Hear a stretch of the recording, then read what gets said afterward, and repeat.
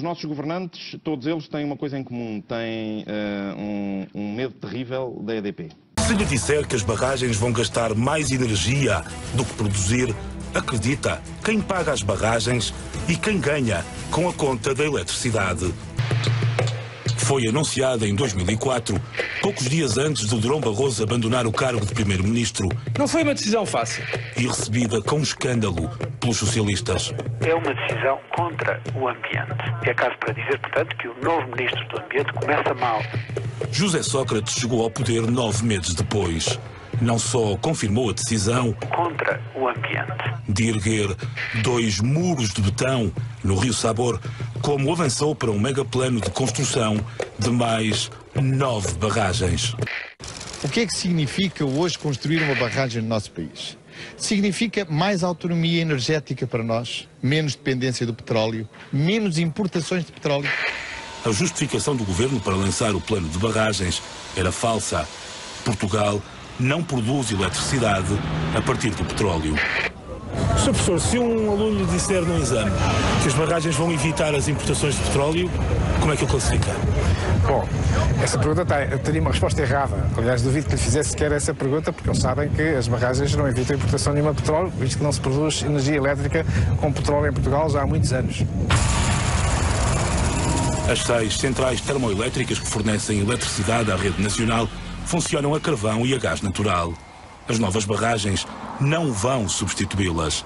Os combustíveis fósseis são indispensáveis ao sistema elétrico, como reconhecem as próprias empresas de energias renováveis.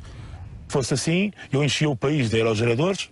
Eu até acho que eles são bonitos. Há limites técnicos. Há limites técnicos. Nunca vamos poder, pelo menos que se veja hoje com aquilo que se conhece cientificamente, livrar-nos de ter centrais que importem gás ou carvão exatamente. ou no...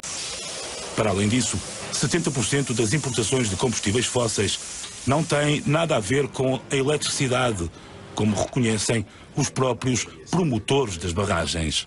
É verdade que a importação de combustíveis fósseis e, sobretudo, petróleo, é essencialmente orientada para a mobilidade, para os automóveis e para os caminhões.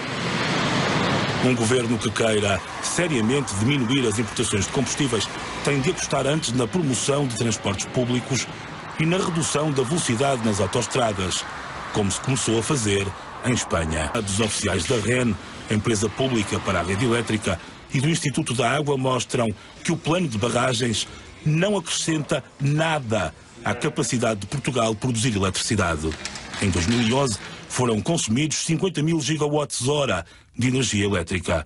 As novas barragens, todas juntas, produzirão 1.672, ou seja, 3% da energia elétrica que a sociedade consome. As novas barragens são parcerias público-privadas. O governo, em 2009, recebeu 623 milhões de euros antes de fechar as contas de 2008 e, em troca, garantiu às companhias elétricas concessões entre 65 e 75 anos. Porquê é que se fez? Pura e simplesmente porque na altura, é a minha opinião, agora vou-lhe dizer, porque na altura era preciso receber aquele dinheiro para diminuir o déficit. Porque aquilo é um buraco. Como as autoestradas foram. Como os escudos foram. Alguém vai ter que pagar. 2014, 2015, 2020, vamos ter que pagar aquilo que o Estado já recebeu. Os promotores de eletricidade e terceiras entidades, como as regiões autónomas, as câmaras municipais e a RTP, recebem uma panóplia de subsídios discretamente atribuídos pelos últimos governos, mas pagos pelos consumidores nas faturas mensais. Esta é uma fatura real de 253 euros, apresentada pela EDP a uma família portuguesa. Vale a pena ler as letras pequenas para que se perceba que mais de metade são subsídios determinados pelo governo à margem dos preços de mercado. O valor indicado inclui os custos de interesse económico geral que decorrem de medidas de política energética no valor de 138,75 euros. Como este gráfico da entidade reguladora mostra, o anterior governo aumentou 500% os subsídios políticos que os portugueses pagam na fatura de eletricidade. Estavam abaixo dos 500 milhões quando José Sócrates tomou posse. Depois subiram acima dos 2.500 milhões de euros, que foi quanto os consumidores pagaram a mais nas faturas de 2011. As hídricas não têm sobrecusto para o cliente.